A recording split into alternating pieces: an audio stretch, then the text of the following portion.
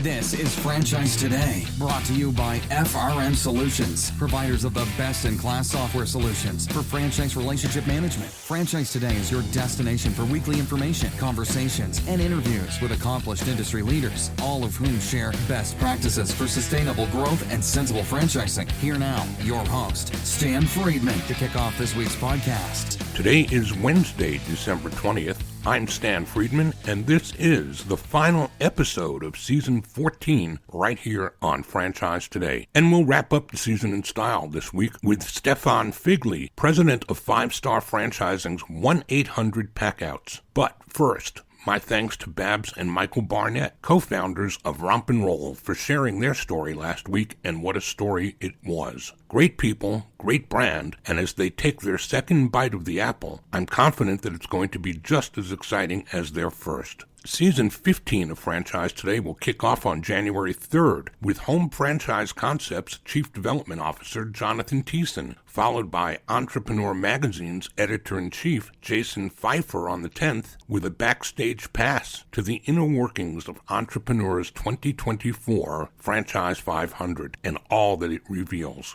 That'll be followed by a visit on the 17th of January from franchise financing icon Ron Feldman, who, among other things, is working on some new and creative strategies for select franchisors, which could eclipse the need for private equity to grow. And January's guest roster is rounded out when we are joined by my Q1 rising star of franchising, as we speak with Aaliyah Alston, founder and franchisor at Icebox Cryotherapy Studios. And to all of that during this happy holiday season, let me add some exciting personal news, as after years of coaxing, my son, Michael Friedman, has finally found his way into franchising. Or more appropriately, I should suggest, franchising has finally discovered him, as he joins the team at FRM Solutions as an account executive. So after years of my partnership with Matt Friedman and people assuming that he was my son, I'd say, no, I've got a son, but he's not in franchising. Well, that story turns a page in a new book and a new chapter in a new book for my son at FRM and for me, actually, having my son in the business. How about that? And let me invite you once again to please visit the new Franchise Today podcast website to revisit some of the hundreds of interviews you may have missed, or to suggest future guests, or check out my latest blog posts. And yes, do leave reviews if you enjoy Franchise Today, and let me know how we're doing. It'll be most appreciated. Okay, a quick timeout, and when I return, I'll be joined by Stefan Figley, president of 5-Star Franchising's 1-800 Packouts. Don't go away. Franchise Today will be right back, but first, a word from our sponsors.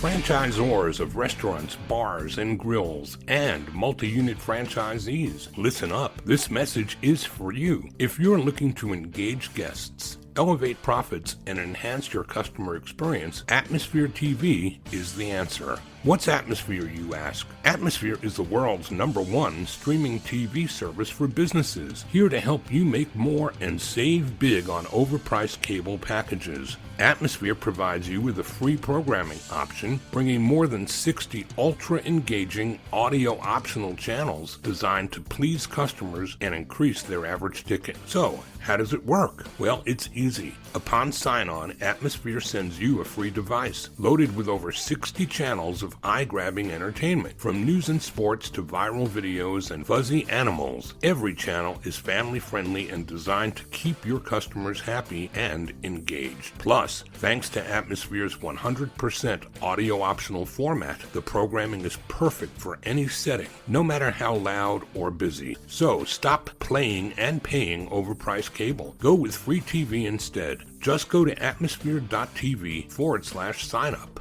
and use the code FRANCHISE, and Atmosphere will waive the usual one-time $99 activation fee for your free-to-stream device. Visit Atmosphere online at atmosphere.tv, and remember, use the code FRANCHISE to waive your one-time activation fee. Visit atmosphere.tv to elevate your franchise's entertainment experience today.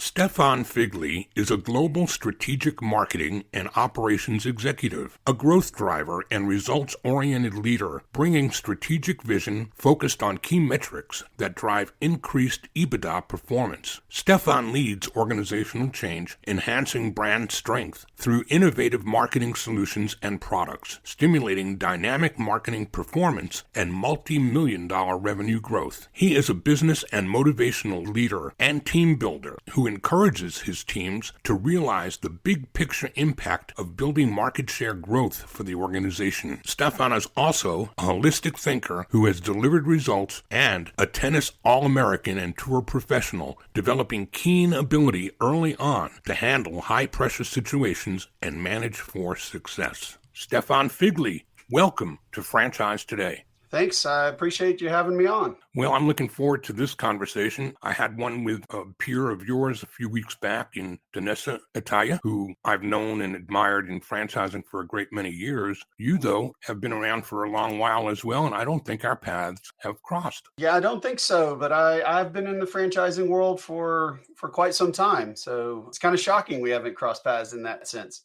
Well, I always think it's a small world, but it's getting bigger every day. So here's what we do to kick things off every week. We know that franchising is an unintentional way of doing business. Nobody went to school aspiring to become an executive of a franchise company. So we don't find franchising. Franchising finds us. What did that look like for you, and when was that? Yeah, I agree 100% with that. So I came from the corporate side of marketing, and it just happened that I was in a brand that had a large corporate owned entity, over 3,000 units across the United States. But they had certain areas, a very small group of geographies that were still franchised from the very beginning of the creation of the company. And they could not get rid of those contracts from the corporate side. And the big, quote, problem, I'll say, unquote, that the company had with the franchisees is that they were wanting the marketing assistance and that additional support that really should come from franchising. And I volunteered to take that on with them as I was the director of marketing for the brand, and started getting into the world of franchising with about 35 owners that had very extended contracts within their brand. And that's how I started learning more and more about the franchising world and the support elements. And that's how it hit me. And that's how I got started in the franchising world. So would we know the name of that company, and what year would it have been? Yes, you would know the name of the company. The name of the company is Terminex. And that would have been 2006, I think. So quite some time ago, maybe 2005, about 2006, I believe. So I was the director of marketing for the brand Terminex, and we had over 3,000 corporate locations. And then there were certain geographies that were still franchised from the original time. So my job was to run marketing elements, lead generation, brand consistency, and retention for the termite side of the business, which ran about 65 to 70% of the revenues for the brand on an annual basis. And so how did you get more deeply immersed into the franchise side of the business? What were you doing that kind of backed you into that role? So they were doing their own marketing, whether it was direct mail at that juncture, and even launching into their digital. This was still towards not the very beginning of digital by any means, but it was still not a regular occurrence for folks to be up on the web. Display ads were still just coming into form in the industry for that business.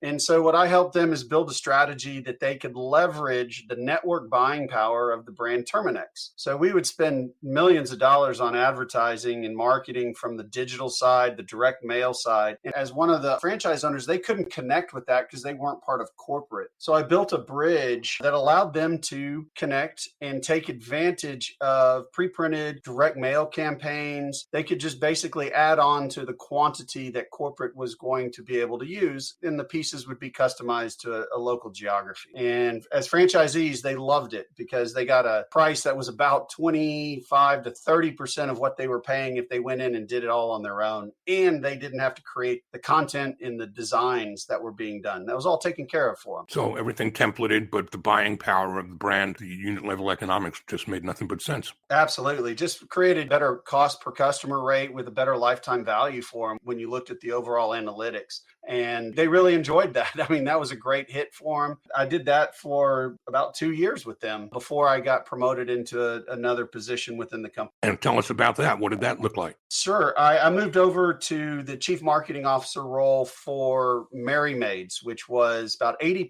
franchised and 20% corporately owned at the time. And I ran both the corporate marketing and the franchise marketing for them. I brought that same template in for the franchisees at Merry Maids so that they could leverage the network buying power inside of a print media as well as digital media.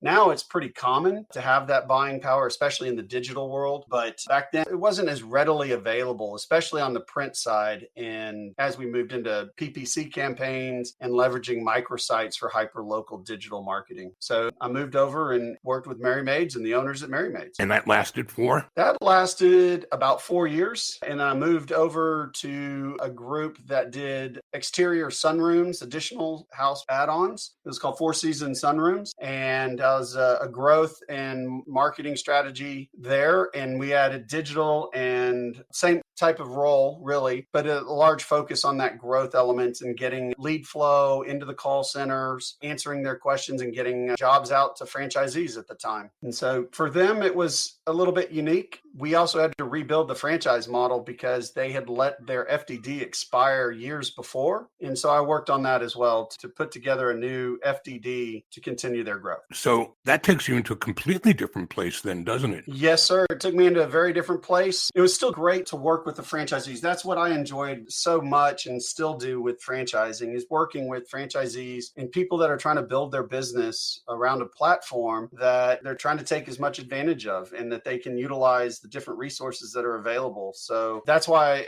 I've really enjoyed that. But I mean, that even led to me working with Janiking as their chief operating officer. But that was where I moved off to after that. I'm curious, what experience did you draw on when you had to put together an FDD? Marketing is a good background because not enough franchisors actually use their FDD as a marketing tool. They think of it as a weapon. But what did you draw from the experience side to accomplish that? Well, part of it was just utilizing what works the best to help franchisees succeed. At the same time, you have to protect yourself as a franchisor. So I can see what you're saying on the weapon side. I see it as it is the tool that brings both sides together. It's the rules to which you play by, but at the same time, it's what you can, as a franchisee, it's what you can actually be able to do. So my background on the marketing side is heavily analytical, not the creative side. I don't do the drawings. I don't come up with the snazzy catchphrases and so forth, but mine is looking at the return on investment, the analytics to the spend of marketing and getting the best out of your investment. And when you combine my background, what you put into an FDD, you really work all the way through the item 7s. What's the value, what they need to invest, what are the rules to the marketing elements that would come next, and then all the way into the business side and how that performs on a revenue, which usually will pop up in the item 19 area of the FDD. So it's a combination of everything. And for me, putting that together, I was able to work with some experts from the legal side of it to really gain a deeper understanding of what the rules were and how it helped also protect the franchisor. But at the same time, we want to make it something that is beneficial to a franchisee so that they can utilize it and grow their business to the best of their ability. That's where the combination between the two really sets in for me. And that's where I enjoy being in that role with franchisees and with a franchisor. I mean, it's the perfect combination. There aren't enough people, I think, in the franchise world who actually get that. But you just kind of succinctly gave away the secret sauce. That's what it's all about. Yeah, it's a secret sauce. It's how much of each do you use and when and so forth. But sure, I mean, nobody's trying to take advantage of anybody. It's just everybody has an equal part in how it plays on both sides of that. And the success, when you look at what I've seen in my career from not even just brands I've been in, but other brands that have been super successful in the franchising world, they have that balance. They offer that great support for franchisees. They're there to help them. but at the same time, they stick to the rules that were there and help the franchisees understand why they're there. Otherwise, it's not necessarily as beneficial to the franchisees. And that's something I see with some folks in some of the brands that are struggling because they've let the franchisees kind of run too much of where they wanted to go, and they've lost some of their rhythm and the support mechanisms that are there for them. Well, walk us up from there to the next milestone. What came next? Sure. I actually acquired a business with my wife. We bought a local existing landscaping company, non-franchised. That for me didn't last very long. She still runs it. This is 7 years ago. And I actually moved over and started working with the brand Stematic, which is a restoration company and franchised, 100% franchised. And I came in as the president there, and we worked on franchise development growth. The owner had been in franchising for 25 plus years and had been with the brand for 30. And he had bought it from the previous owners at that juncture and helped him build it, grow it, and get it to a point where he wanted to sell for his exit. And I did that with him, and we got it sold. About a year later, I stayed on for the 1 year transition, and I moved over into something completely different in construction, which was a little bit new for me, but it dealt with a lot of small businesses were my subcontractors for the different areas. We were a national general contractor, commercial business, and it just crept over into the restoration world, which I had come from, because many of the restoration folks needed folks with a general contractor's license in certain states to build the business back. So it got me back into that for a little bit. And then I had the wonderful opportunity to talk to 5-Star Franchising, and we seemed to think this was a pretty good fit. And I moved over to where I am currently at 1-800-Packouts with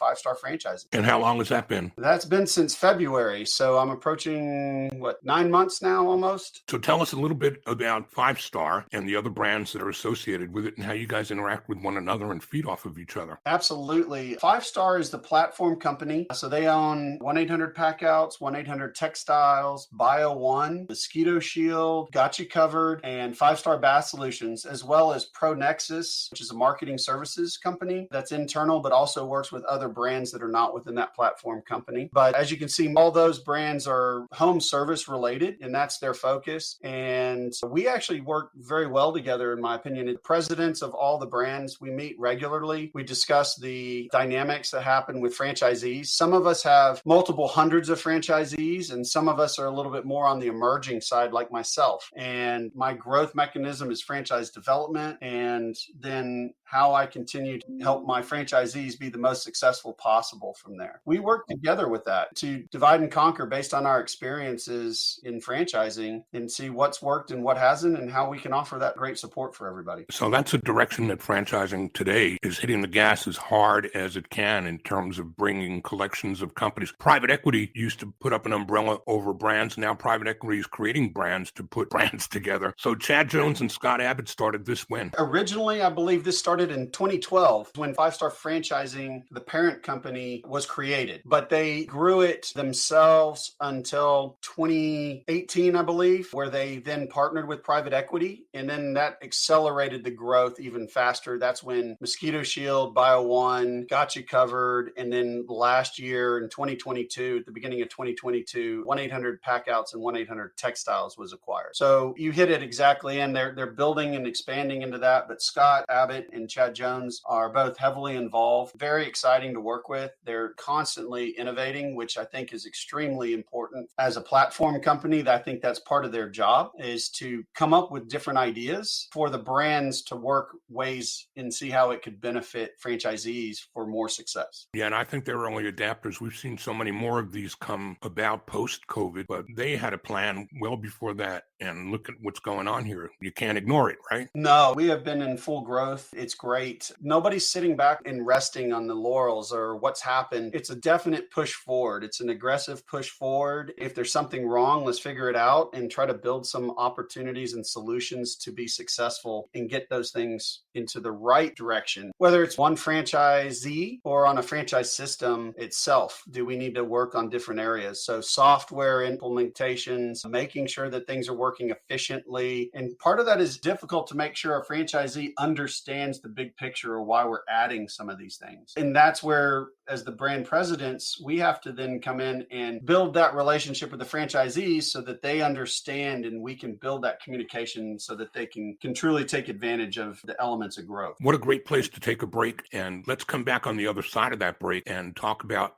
where we are today and what the plan looks like moving forward. You've given us a great foundation to park on, and let's come back and take a look at the world today and what you see out there 1, 3, and even 5 years ahead. We're talking today with Stefan Figley, president of 1-800-Packouts, and we'll be right back. Franchise Today will be right back, but first, a word from our sponsors. In today's world, franchisors must apply systems that manage and support all aspects of franchise relationships, whether it's supporting prospective franchisees on their discovery journeys or getting units open and properly supported, whether it's managing legal, compliance, and royalties, or managing franchisee location and ownership information. I'm talking about FRM Solutions and the power of one system, one tool that manages it all for multiple stakeholders across a single brand or across an entire enterprise for multi-branded portfolio companies. Yes, a single instance of FRM is all it takes across departments and across brands. One system providing a single source of truth that will push, pull, and integrate with data from other sources. Plus, FRM offers dynamic and comprehensive dashboarding and robust reporting with customizations available across all departments and brands. So, replace inflexible take-it-or-leave-it platforms with a more personal approach and satisfy the needs of many with the power of one. FRM Solutions, the only one that lets you have it your way. Visit frmsolutions.com to learn more or to order up a demo today.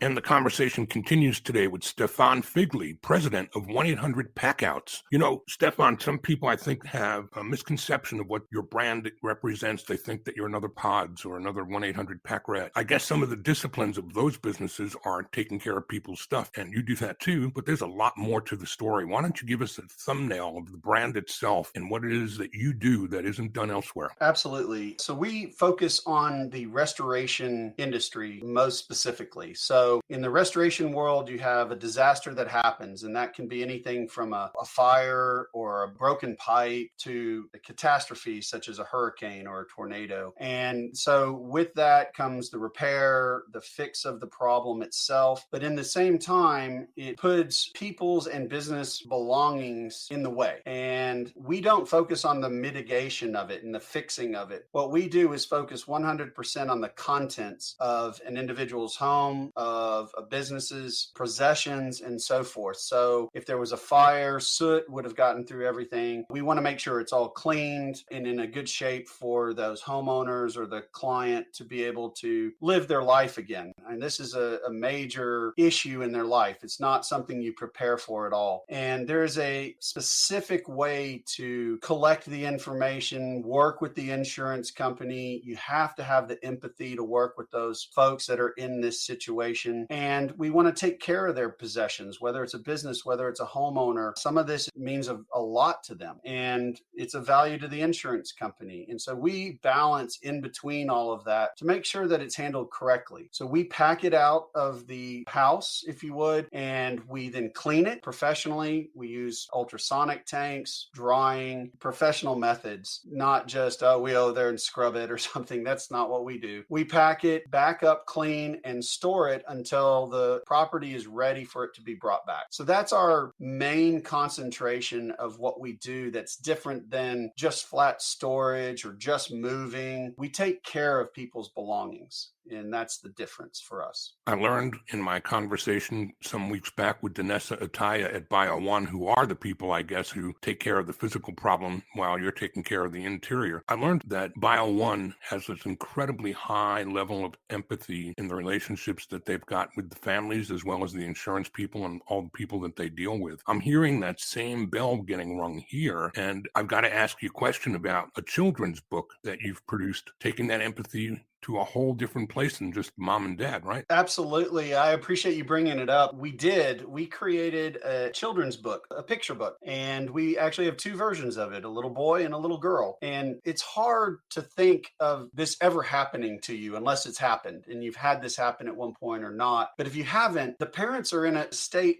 at that juncture where they're trying to figure it out on their own. They're talking to insurance companies, they're talking to a restoration company to get it actually fixed. And then they have their belongings. Well, we deal with them, we work with them, we understand what they're going through a little bit. But at the same time, we forget about what we call sometimes the littles. They may have some of their belongings, their lovey, if you would, whether it's a teddy bear or a blanket or something, and it might have to go away so that it can be cleaned properly. And why are they having to move out of their house for a little while? And are they going to get back to their stuff? And it's very unsettling for them. They don't know what's going on, and nobody really explains it to them. And we took a little bit of that process in a children's book. So it's done around the little boy or the little girl's favorite possession. The little boy has a rocket ship, the little girl has a tiara. And it talks about the disaster or the issue that happened a little bit, and that their possessions are going to be okay, and their special lovey, if you would, is going to be returned to them, and they're going to be okay, and everything's going to work well. We actually rolled it out this past year at one of our trade shows. We brought the books there, and it had a great response. Insurance carriers, agents were stopping by, looking at it. I had one person in the industry that took it home and brought me a video of them reading the book to their 1.5-year-old that night, and then they brought me the video the next day. And it just shows the connection. And they hadn't had a loss, but it was a neat little book and a neat little toy. And that just shows where we are as a brand. We do the job, but it's more than just the job. You also work with individuals, and that means a lot.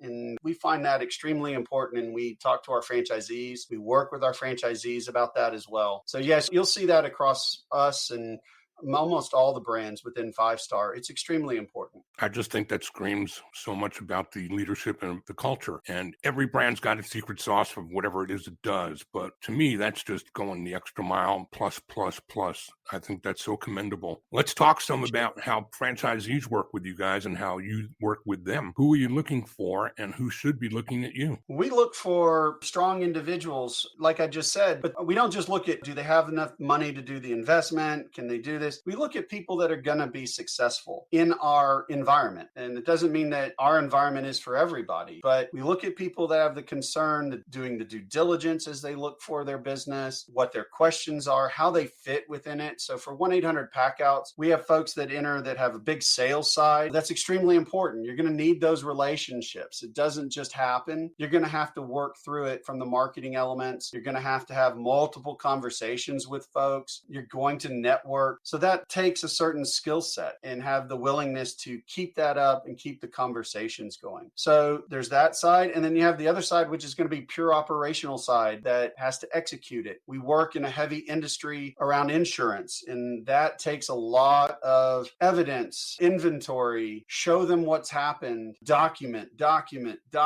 You want to make sure you've documented everything that's happening because they're reimbursing based on that.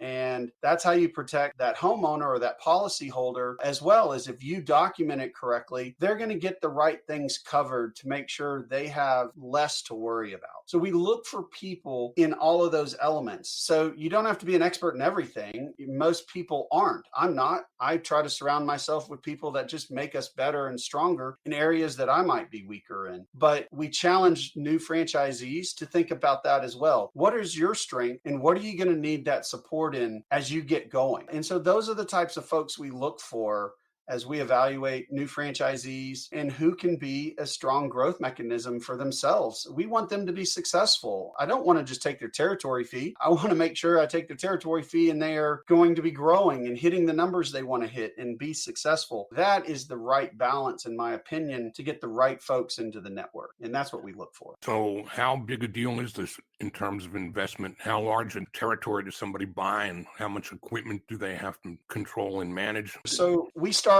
our territories are a marketing population of 1.5 million population. That's how the territories are divided for Packouts. That's quite large. The way we do it is we protect those territories as a marketable territory. That means the owner has the rights and they have unique rights just for them to be able to market that geography, which goes to restoration contractors, plumbers, insurance adjusters, insurance agents, insurance companies. If they have those connections, they then can follow a claim wherever it might take them, as long as it comes from their marketing sources within their territory. But from an investment perspective, with everything set in, you're looking at somewhere between 130,000 on the very, very low side. That might be someone that actually may own a building that they want to utilize. Then you don't have additional rents that are already out there. But when you look at the average, you're looking somewhere between 150 and 250 as an investment level. You have to have a truck. You have to have a good rental space with warehouse. We require that. You have to have a cleaning room and all the right cleaning materials, because that's what separates us from just everybody else trying to just get into the game, if you would. And that's what we feel sets us apart from other folks, is we set our instructions on the packing to make sure that we protect those items and have lower breakage than what is normally seen by either movers and others in the industry as well. What's a day in the life of a typical franchisee? What role do they play in the business? They got to be out. If they're not on a job doing an actual pack out, then they want to be marketing. They want to be talking and networking within their markets. They want to be engaged with carriers. The marketing isn't just to homeowners or restoration companies. You have to continue that marketing all the way down through the industry itself. And that includes insurance carriers, adjusters you may know or can get connected to. It's being part of your environment, your geography. So whether it's Better Business Bureau, working with the chamber, putting yourself out there and getting recognized as a business partner to other businesses in the community, that's where opportunities start to spark up. Working with the local fire department, seeing how you can be helping them help be part of that empathy when a disaster happens, talking to plumbers. So they're working on this every day. The other aspect of it is estimating, continuing their education around estimating it correctly. By doing so, you're getting it right for the insurance carrier. You'll get paid on a quicker basis. You get paid with less arguments because you inventory everything. It's doing the right process.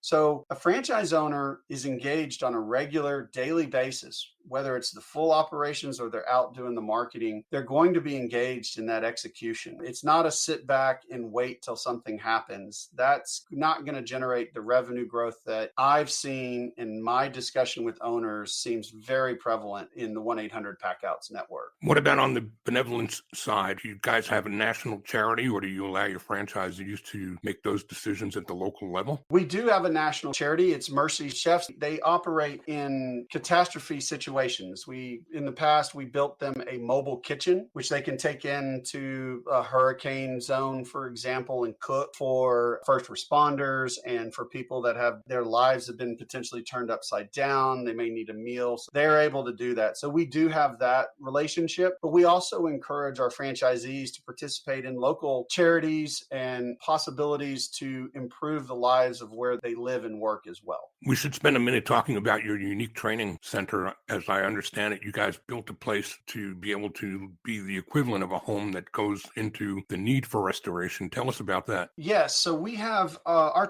national training center inside the warehouse actually has about a 1,000 square foot house, all the way to the point where the previous owner put in a faux tree in the front yard and everything at this current juncture. But the house is laid out as a 1-bedroom house. It's a fully stocked bathroom, kitchen, living room. It has a computer. It has some antiques. And what we do with that is we train franchisees what to look for when they get there, how to deal with the interaction, if they're with an adjuster or if they're with a homeowner. Again, this comes back to what do you do in this situation, how to be empathetic, but also provide them the information. A lot of homeowners at that time, they're confused. They don't know what's about to happen. And telling them and walking them through the process helps. So we help them tell that story as they go through the pack out process. We work on the right way to protect belongings from the kitchen, such as glasses and plates and china, all the way to what to do with bedding, how to protect it, how to get it out, how to evaluate packing it up properly, how to document it. So all of that's done within the house. We actually have owners pack out the entire place. They then go through the cleaning session for a day where they're working in our ultrasonic tank. So we have an entire cleaning station set in the warehouse. And then they put the cleaning cleaned materials into new boxes. And then on their final day, they bring it back and pack it back out and how they would return it to a homeowner. So we walk through the entire process, documenting it all on the software correctly, and making sure that they've done it. And we run tests and quizzes throughout the deal and sometimes it's fun just to see how they do. And we keep those rankings across everybody that comes through the training. So we have some fun with it as well. Sounds amazing. Toughest question of the day is the last one before I ask you to give us some contact info. The question that I'm going to hit you with first, though, is what haven't I asked you today, Stefan, that you wished I did? Well, I think one would be, what would you tell new franchisors, new franchisees? What are they looking for? I'll answer the question that I think on that. For franchisors, I think if you're an emerging franchisor, you're building a new platform for folks. You're building something. You have to have that excitement. You have to have that support mentality that you're going to offer this on a regular basis. You're going to know the topic better than the new franchisees that are coming in, and you want to work with them on a regular basis to show them how to get it done better. At the same time, you want to encourage them to provide any feedback so that you have a two-way communication and innovation going on. And that, I think, would really set franchisors up as they continue to grow. For franchisees, as you're looking, you want to investigate the entire brand. What are they doing? How are they? Who are they? Don't bank it on one person that's in the organization. Do it on the brand and where they've been and where they're going. And that's where you're buying into. You're not buying one person because they may leave in a franchisor. Franchisors have turnover just like other companies, but the model that's being built and that's being delivered on a regular basis is extremely important. And then get to know the network a little bit. If the network is engaged and they're willing to have you in and talk to you, that is a great network to be a part of. And I know there are so many brands out there that have great networks, and those are the ones I think that are going to continue to be more successful. And as a potential franchisee, I think that's what you want to look for. Some sage advice and wisdom, and much appreciated by all, I'm certain. How about some contact info before we let you go, so those that are inspired by what they're hearing today, Stefan, have a way to find you again? Absolutely. So you can reach us through 1-800-Packouts.com. Very simple. You also can reach me. I'm on LinkedIn, just like most executives are at this day and age. It's a great resource. But you can reach me also via email at Stefan, it's STEF as in Frank, AN.Figley at 1-800-Packouts.com. Be happy to share any advice and engage in any way if there's some questions that might pop up. It's been a terrific interview and a great opportunity to get to know somebody that I didn't know before, but now I'm anxious to get to know more about you as well. Maybe we'll get a chance to have an adult beverage at the IFA. What do you say? That would be fantastic. I will definitely be there, and I hope that we can get together there. Stefan Figley, president of 1-800-Packouts. Thanks so much for being here today. Thank you. Well, that does it for today and for 2023. My hope is that you'll have a safe and happy holiday season with loved ones and that you travel safely to and from wherever the season takes you. We'll be right back here quicker than you think to kick off season 15 at 12 noon Eastern on Wednesday, January 3rd, 2024, when the new season kicks off with Jonathan Thiessen, Chief Development Officer at Home Franchise Concepts.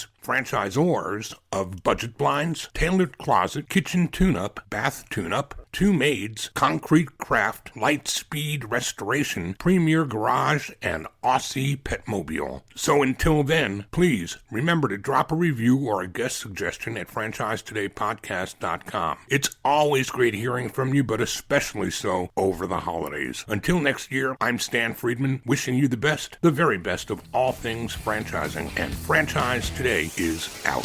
Franchise Today is a production of FRM Solutions, providing best-in-class CRM tools to empower relationships with prospective and existing franchisees. No excuses, just solutions. Find them online at frmsolutions.com. Join Stan every Wednesday at noon Eastern for another live episode of Franchise Today. Or, as always, download episodes on demand at blogtalkradio.com or iTunes. When it's PCS time, you know the drill. Pack, research the new base, get the kids in school, because family supports family. At American Public University, we support military families with flexible, affordable online education that moves with you. As a military spouse, your tuition rate is the same as your partner's, just $250 per credit hour. American Public University, education that moves with you. Learn more at apu.apus.edu/military.